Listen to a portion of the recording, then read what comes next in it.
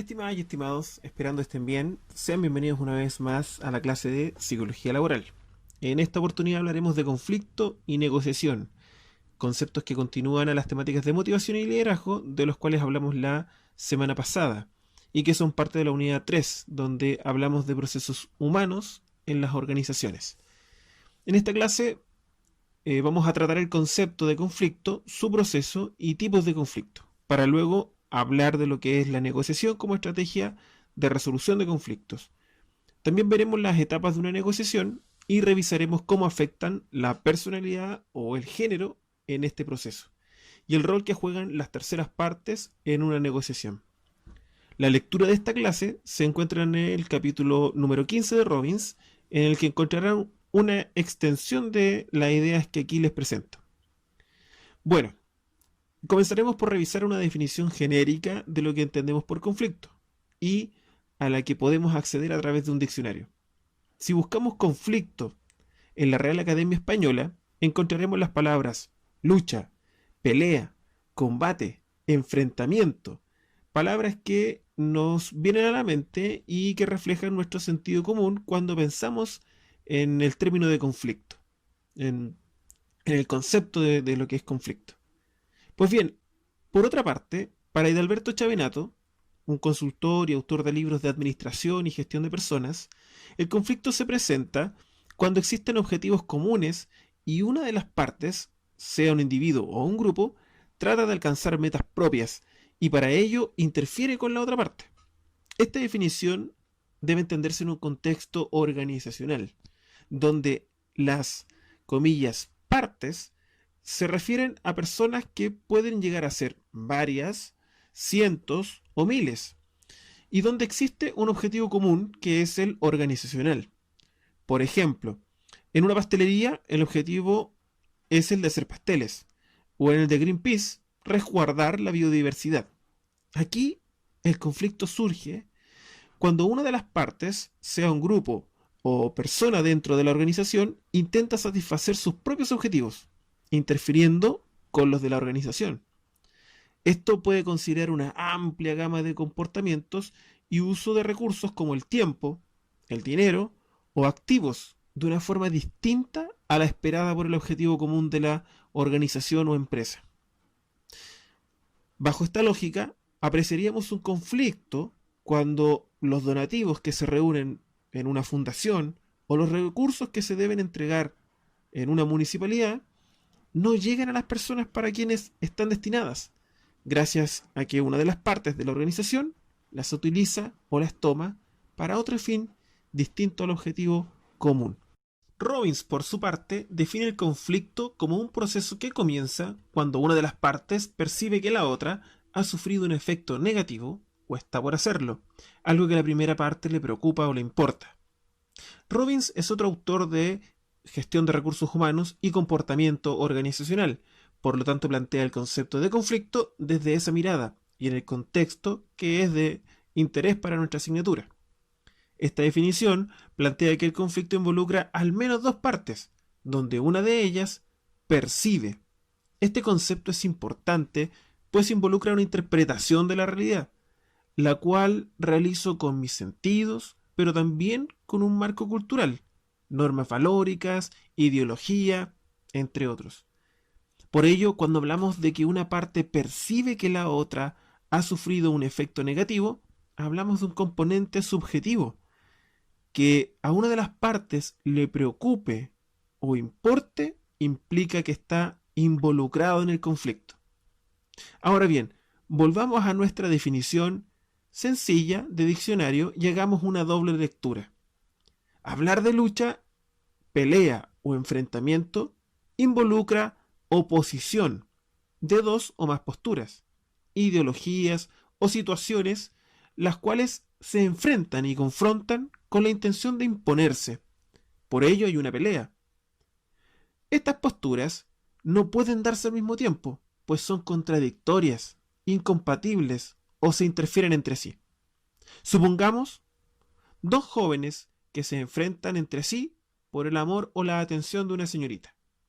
Ambos están en conflicto, pues si bien quieren lo mismo, no hay una oposición de ideas, existe una incompatibilidad o ambos interfieren en los deseos del otro, pues cada cual quiere para sí mismo y no desean compartir su cariño, atención, besos o todo lo que conlleva una relación amorosa.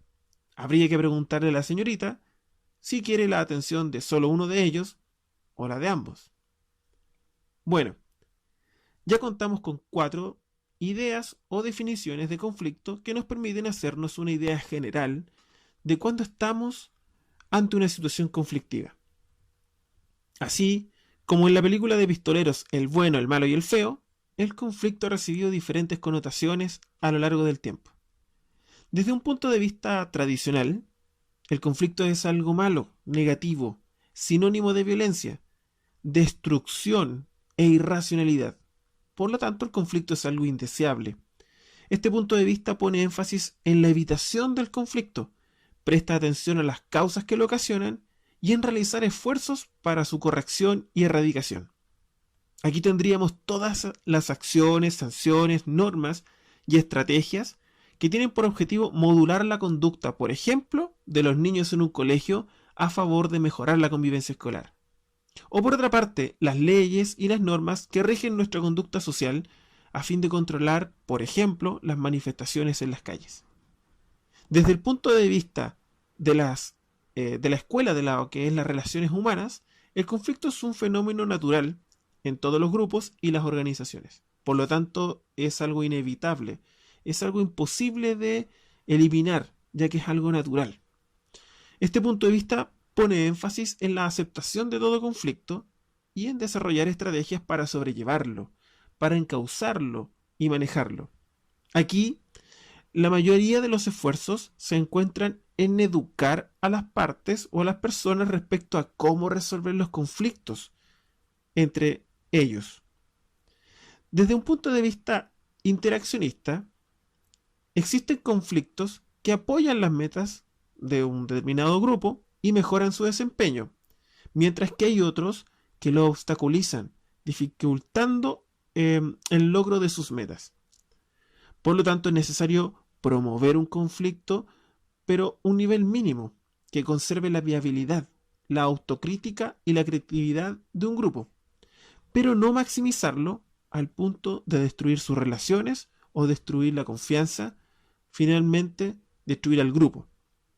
Estas apreciaciones del conflicto son tan válidas hasta hoy como cuando aparecieron. Por lo tanto, es importante generar consenso respecto a la visión que se tiene de él en la organización donde se desea intervenir, a fin de desarrollar estrategias que permitan abordarlo desde una postura, y así evitar incoherencias que redunden en un ambiente hostil. Bien, hemos dicho que un conflicto implica una confrontación entre dos partes y que este es considerado por algunos como algo malo, como algo bueno en ciertas dosis y como algo natural. Pero, ¿cuántas personas son necesarias para que exista uno? Considerando las partes involucradas en un conflicto puede ser intrapersonal, es decir, que se da en el individuo consigo mismo. Estos conflictos son, según diversos autores, se manifiestan a través de pensamientos y sentimientos negativos o contradictorios hacia sí mismo, respecto ya sea a su imagen corporal, su identidad y la coherencia entre el ideal de sí mismo. También surgen de creencias, percepciones, necesidades o valores contradictorios, y algunos aspectos que influyen en el surgimiento son la autoestima y el autoconcepto. Generalmente los conflictos intrapersonales son causados por el choque entre lo que una persona desea y la realidad. Cuando se adolece de una correcta inteligencia emocional, el individuo es incapaz de conocerse a sí mismo, por lo tanto no logra interpretar correctamente el fracaso o situaciones en su vida afectiva o profesional. Sin un adecuado autoanálisis no hay autoestima, y sin esa claridad sobre el valor personal, tomar decisiones genera enormes dudas, frustración y paraliza al individuo. Estas decisiones pueden ser desde las más sencillas hasta algunas que son cruciales. El conflicto interpersonal se da entre dos o más personas y surge de oposiciones de intereses, valores, normas, comunicación deficiente, debido a diferencias de personalidad o presiones referentes a algún rol, por ejemplo, actividades del cargo. El conflicto entre individuos y grupos frecuentemente se relaciona con la manera en que las personas afrontan las presiones que se les impone al grupo de trabajo.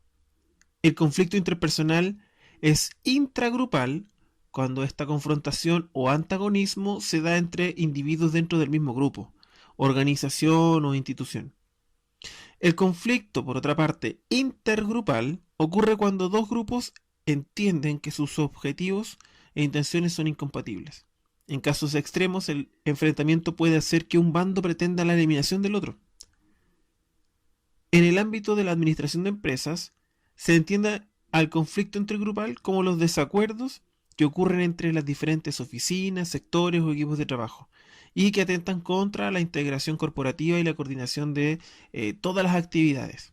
Por ejemplo, si hay desacuerdos entre el departamento de ventas y el de producción, puede hablarse de un conflicto intergrupal que afecta a la compañía. ¿Cómo empieza y termina un conflicto? Robbins propone que los conflictos atraviesan 5 etapas de desarrollo, que van desde la oposición potencial pasando por las intenciones hasta llegar a los resultados del conflicto. La primera etapa se denomina oposición potencial o incompatibilidad, pues hace referencia a las condiciones previas en las cuales puede surgir un conflicto. En este sentido, un conflicto podría surgir por problemas de comunicación, que surgen de las dificultades semánticas, malos entendidos y ruido en los canales de comunicación. En este sentido, modismos, frases sacadas de contexto, mala redacción o expresión de ideas, comunicación sin tiempo, rápida o en un lugar inadecuado son los ingredientes necesarios para un posible conflicto. Las investigaciones revelan que el potencial del conflicto aumenta cuando hay muy poca comunicación o hay demasiada. Una de las barreras para la comunicación serían las connotaciones de las palabras, el intercambio insuficiente de información y ruido en el canal. Por otra parte, los conflictos también podrían surgir por variables contextuales o propias del lugar de trabajo y la organización, como el tamaño del grupo, por ejemplo, o el nivel de especialización de las tareas que se asignan, incompatibilidad entre las metas de los compañeros de trabajo, ciertos estilos de liderazgo, sistemas de incentivo y nivel de dependencia entre grupos. Las investigaciones indican que el tamaño y la especialización actúan como fuerzas que estimulan el conflicto. Cuanto más grande es el grupo y más especializadas sean sus actividades, mayor es la probabilidad de que haya un conflicto. Asimismo, si los miembros del grupo son jóvenes y existe un alto nivel de rotación de personal, aumentarán los índices del conflicto. Por otra parte, cuanto más ambigüedad haya en la definición precisa de la responsabilidad y tareas de cada quien, más potencial hay para el inicio de un conflicto.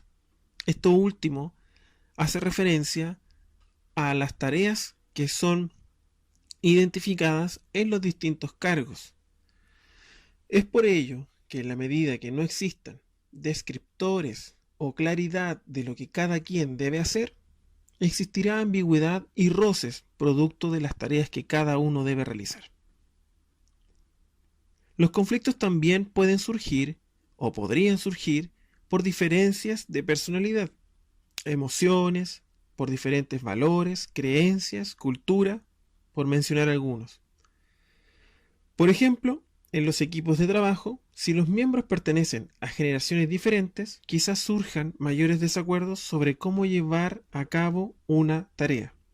O también podría ser el origen para múltiples conflictos si un socio prefiere los rendimientos en el corto plazo, por un tema de liquidez, y el otro la permanencia en el largo plazo, por un tema de estabilidad.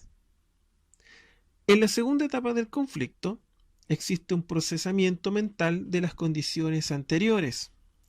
Una o más partes involucradas toma conciencia de estas condiciones y realiza una evaluación de la situación, que puede ser correcta o no, lo que tiene un impacto en la cantidad de amenaza y pérdida potencial que una parte o una persona percibe. En este sentido, un conflicto puede ser percibido incluso cuando no existen condiciones ni antecedentes. Por ejemplo, cuando se tiene un conocimiento limitado de los hechos o no se conocen ni las opiniones ni los valores de la otra parte. En este sentido, una jefatura puede pensar que existen recursos limitados o que hay alguien más que desea utilizarlos, cuando en realidad existe abundancia de dicho recurso o nadie más está interesado. Cuando esta evaluación de la situación involucra emociones y sentimientos, como la rabia, el miedo, la ansiedad, la tensión o la frustración, el conflicto se vuelve sentido y en muchos casos se individualiza o personaliza. La confianza, por ejemplo, es un factor clave en el desarrollo y resolución de un conflicto. Si las partes comparten información, controlan y reconocen la vulnerabilidad que ambos tienen, tendrá un mejor desarrollo que si las partes ocultan información para que no sea utilizada en contra, o si distorsionan la información para obtener ventaja. Cuando el conflicto está personalizado, una de las partes se siente juzgado o amenazado de forma negativa. Es importante identificar las causas o las conductas que lo originan. Usted está equivocado. Eso es una opinión personalizada. Mientras que sus opiniones son muy diferentes de las mías, es un ejemplo de opinión despersonalizada. Es importante que para llegar a buena resolución del conflicto, los conflictos no sean personalizados. En la tercera etapa del conflicto se asume una postura. Se define la intención con la cual se desea enfrentar el conflicto. Thomas Kilmann plantea un modelo con dos variables. Por un lado, el énfasis puesto en las propias necesidades o nivel de asertividad según Robbins, y el énfasis puesto en las necesidades del otro o nivel de cooperación según Robbins. Esto genera 5 intenciones o estilos para enfrentar un conflicto. Cuando existe poco o nulo interés en las necesidades del otro y las propias necesidades, entonces existe una intención de evadir el conflicto, ya que una persona reconoce que existe un conflicto, pero quiere salirse de él, suprimirlo o quiere evitarlo. Esto implica no tomar en consideración ni a mí mismo ni a las necesidades de los demás. Evitar o evadir puede ser una buena actitud frente a un conflicto si este es de baja intensidad y resulta poco costoso postergarlo. O si se cuenta, por ejemplo, con tiempo para ganar argumentos, fuerza y una mejor postura en el tiempo. Sin embargo, también puede ser una muy mala estrategia si se posterga innecesariamente. Se usa cuando el daño potencial al enfrentar un conflicto sobrepasa los beneficios de su solución. Cuando una situación es trivial para nosotros, o solo de importancia pasajera, o nos urgen situaciones de más importancia. Cuando usted percibe que no hay oportunidad de satisfacer sus intereses y cuando otros pueden resolver el conflicto con más efectividad. Cuando existe poco o nulo interés en las necesidades del otro y un alto interés en mis propias necesidades, entonces existe una intención de competir en el conflicto, ya que no le importa el efecto que tendrá el resultado sobre la otra parte. Es un buen estilo cuando lo que está en juego es extremadamente valioso y se requiere o se necesita defenderlo.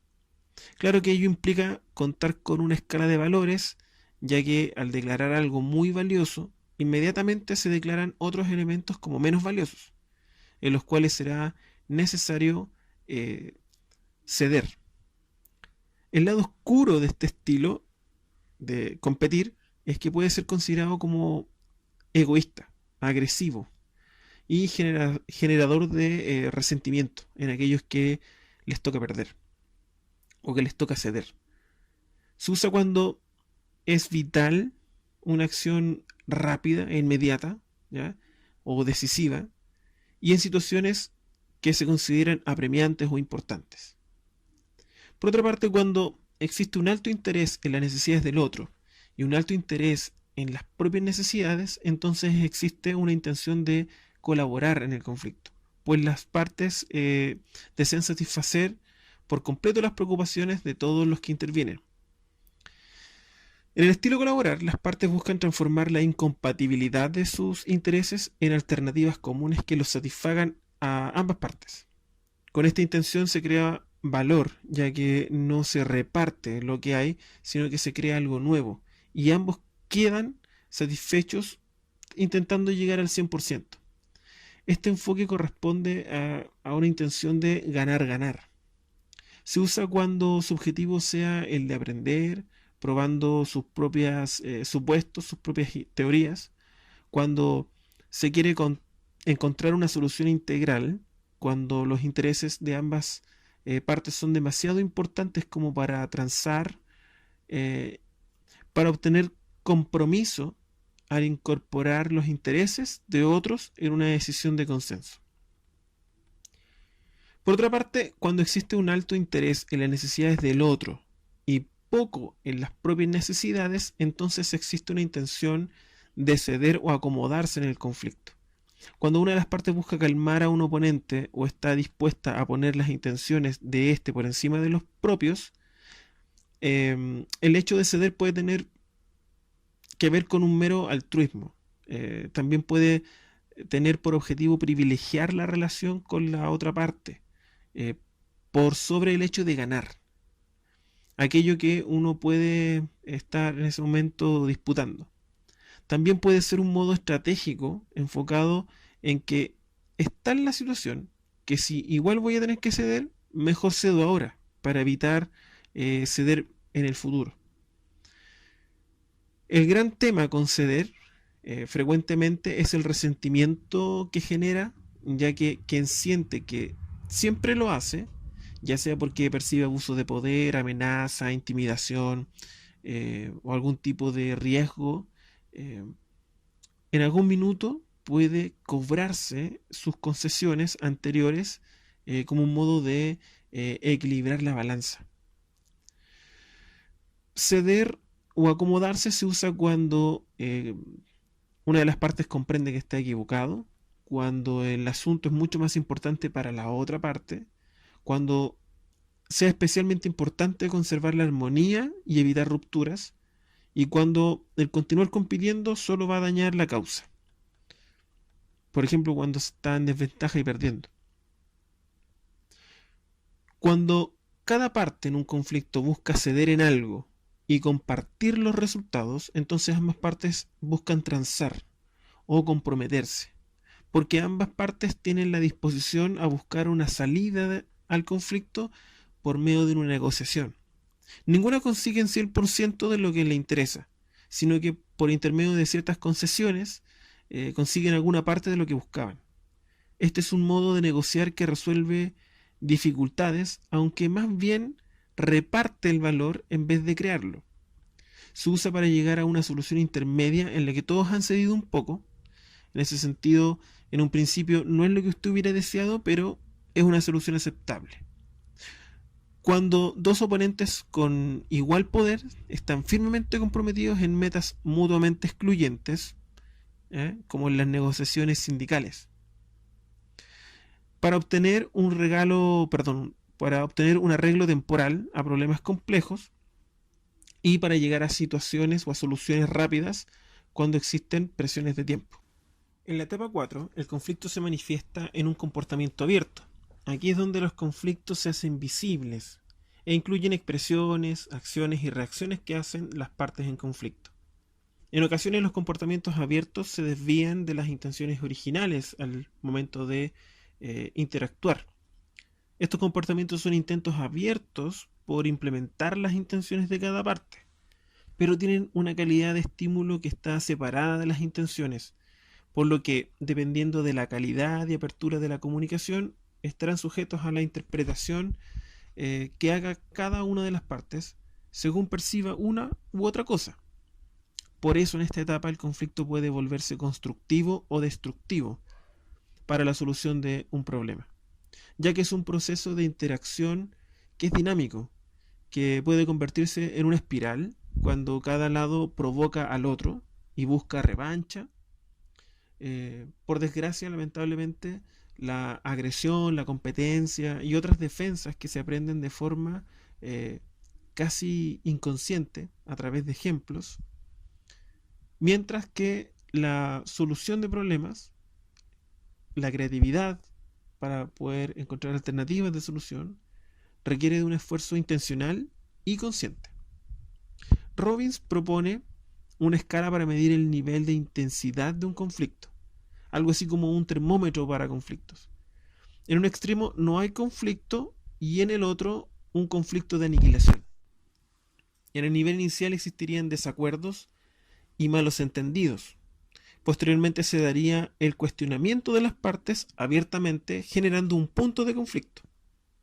Avanzando en la intensidad estarían los ataques verbales asertivos, es decir, sin pasar a llevar la dignidad de la otra parte ni dejándose pasar a llevar, sin faltarse el respeto. Aumentando de intensidad estarían las amenazas y los ultimátum, con objetivo de imponer. A un grado mayor de intensidad encontramos los ataques físicos agresivos, con objetivo de intimidar y doblegar a la contraparte. Y en el último y mayor nivel de intensidad estarían los esfuerzos por destruir a la otra parte. En este punto, cuando se manifiesta el conflicto, es cuando pueden utilizarse estrategias de resolución de conflictos. Existen varias estrategias. Escuchar es una buena forma de reducir los conflictos. Demuestra que uno se interesa por la persona al dedicarle tiempo para escucharla. La otra persona puede ser capaz de hablar del problema y resolverlo, en particular si uno formula preguntas que conducen a la solución de un problema, como ¿en qué consiste el problema? ¿Cuáles son las opciones? ¿Qué ocurre si usted hace esto o esto otro? ¿Qué va a hacer usted? Es importante demostrar tacto e interés por el otro. El reconocimiento o reconocer el punto de vista de la otra persona con un tono de voz suave es reconfortante. Puede ser útil apoyar la disminución con frases como no deseo discutir por esto, los gestos de buena voluntad como vamos a tomarnos una taza de café y hablemos de esto, permiten la expresión de sentimientos que son beneficiosos. Nuestros sentimientos se disipan muchas veces al hablar de ellos. Habitualmente nos sentimos mejor después de hablar de lo que nos preocupa, aunque hablar también podría aumentar el enojo o el estrés. Una estrategia propuesta en Robbins es la llamada solución del problema o careo, e implica una reunión cara a cara de las partes en conflicto con el propósito de identificar el problema y resolverlo por medio de una discusión abierta. Otra de las estrategias propuestas es la creación de metas supraordenadas, lo que implica la creación de una meta compartida que no puede alcanzarse sin la participación y cooperación de cada una de las partes. También está el asignar recursos o aumentarlos, por ejemplo, sea tiempo, dinero, personas, cuando un conflicto es causado por la escasez de alguno de estos recursos. Por otra parte está el buscar el compromiso de las partes al realizar una mediación y solicitarles que cedan en algo de valor. Por otra parte está la estrategia de restar importancia a las diferencias mientras se hace énfasis en los intereses comunes entre las partes, lo que se conoce como suavizar o minimizar el conflicto. Esto tiene efectividad cuando el nivel de intensidad del conflicto es bajo y se presenta por primera vez. También está el uso de la autoridad formal para resolver un conflicto cuando una jefatura toma una decisión respecto a algún conflicto dado y luego se lo comunica a las partes. Sin embargo, también existen ambientes en los que, por otra parte, es necesario romper la estabilidad, la calma, el status quo y promover la creatividad para la solución de problemas, para enfrentar la competencia o para lograr las metas del grupo. Para ello existen algunas estrategias que promueven un nivel mínimo de conflicto y que permiten estimular la comunicación e intercambio de ideas. También el análisis de problemas, la reflexión y la negociación de acuerdos. Hablamos, por ejemplo, del uso de mensajes ambiguos o amenazadores para incrementar el nivel de conflicto entre las partes. También hablamos de agregar a un grupo empleados o personas de otras áreas cuya formación, valores o formas de ser, estilos de administración sean distintos de los que ya tienen los miembros actuales y que estén en línea con lo que se busca. También hablamos de reacomodar grupos de trabajo, de modificar las reglas, las regulaciones, de aumentar su interdependencia, hacer cambios estructurales, a fin de modificar el status quo, como por ejemplo cambiar las paredes o poner paneles de vidrio, instalar mesones de trabajo donde tengan que reunirse a trabajar, quitar o mantener las puertas abiertas.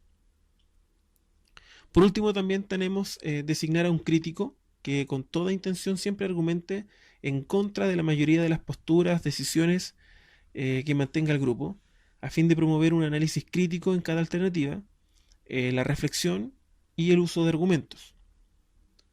Finalmente, en la quinta etapa, tenemos los resultados del proceso de resolución de conflictos y negociación de las partes, las cuales, dependiendo de las decisiones que hayan tomado, logrará un mejor desempeño en el grupo, pues el conflicto fue bien conducido, resultó ser constructivo, mejoró la calidad de las decisiones, estimulando la creatividad y la innovación, aumentando el interés, la curiosidad de las partes, es decir, obteniendo resultados funcionales. O por otra parte, si el conflicto fue mal conducido, será destructivo para el grupo y se logrará un menor desempeño, debido a que el nivel de confrontación fue tan alto o descontrolado que generó descontento entre las partes y disolvió lazos comunes, por lo tanto promovió la separación de las partes, el antagonismo o incluso la polarización de las distintas posturas dentro de un grupo que participó del conflicto. Dependiendo de las intenciones de las partes para resolver un conflicto, puede darse un proceso de negociación. Una negociación involucra un proceso en el que dos o más partes intercambian bienes, servicios o alternativas de solución y tratan de ponerse de acuerdo en una tasa de cambio para cada quien. Existen dos tipos de acuerdo o tipos de negociación. Los acuerdos distributivos, por una parte, versus los acuerdos integradores. Los acuerdos distributivos buscan dividir una cantidad fija de recursos en una situación de ganar o perder. La característica que más identifica a este tipo de negociación es que opera en condiciones de suma cero, es decir, cualquier ganancia que yo obtenga es a expensas del otro y viceversa. La esencia de los acuerdos distributivos es la negociación de quién se lleva el trozo más grande de un pastel fijo. Un pastel fijo refleja la creencia de que solo hay una cantidad fija de bienes o servicios para repartirse entre las partes. Esto puede deberse, por ejemplo, al momento de comprar y vender un producto a través de Facebook. Una de las partes intenta obtener el mayor valor por lo que está vendiendo y la otra parte intenta bajar ese valor. Cada peso que una de las partes logra aumentar o bajar implica pérdida o ganancia para cada una de las partes. Un acuerdo integrador busca uno o más arreglos que generen una solución ganar-ganar. Entre las condiciones necesarias para que este tipo de negociación tenga éxito están el que las partes estén abiertas respecto a la información, que actúen de buena voluntad ante sus preocupaciones, que ambas tengan sensibilidad ante las necesidades de la otra, que confíen en su contraparte y estén dispuestas a mantener la flexibilidad. Robbins propone que las negociaciones, así como los conflictos, atraviesan 5 etapas de desarrollo que van desde la preparación y planeación, pasando por la aclaración de intenciones hasta llegar al cierre de un acuerdo. En la primera etapa se sugiere escribir las metas o lo que se espera lograr de un acuerdo y desarrollar un rango de resultados que van desde lo más esperado hasta lo mínimo aceptable. Prepararse implica reflexionar y responder algunas preguntas como ¿cuál es la naturaleza del conflicto? ¿Qué quiero lograr de la negociación? ¿Cuál es la historia que llevó a esta negociación? ¿Quién está involucrado? ¿Y cuáles son sus percepciones del conflicto? También se sugiere preparar una evaluación de lo que se cree son las metas de la otra parte. ¿Qué tan acorralados parecen estar en su posición? ¿Sobre qué estarían dispuestos a llegar a un arreglo? ¿Qué es probable que pidan? ¿Qué intereses intangibles u ocultos les resultan importantes? De esta forma podrá desarrollar una estrategia en función de la mejor alternativa para usted y la mejor alternativa de la contraparte, para llegar a un acuerdo negociado o MAPAN, según sus siglas. Una vez resuelto esto, es importante definir algunas reglas generales, como ¿a qué temas se va a limitar la negociación? ¿Quién hará esta negociación? ¿O cuáles restricciones de tiempo se aplican, si es el caso? ¿Dónde tendrá lugar? ¿Habrá un procedimiento específico por seguir si se llega a un punto de impas? Durante esta fase, las partes podrían cambiar sus propuestas o sus demandas iniciales. Por eso es importante definirlas como un marco para enfrentar un proceso de negociación. Posteriormente, existe una etapa de aclaración y justificación de las posturas, donde cada parte explica, amplía, aclara, afirma, justifica sus demandas, y cada parte se informa sobre los asuntos de la contraparte, por qué son importantes y cómo llegó cada quien a sus peticiones de inicio. En este momento es donde ambas partes realizan concesiones y finalmente, de llegar o no a acuerdo, existe un cierre y una implementación. En esta etapa, el proceso de negociación se formaliza y el desarrollo de todos los procedimientos necesarios se ponen en marcha para su implementación y vigilancia posterior.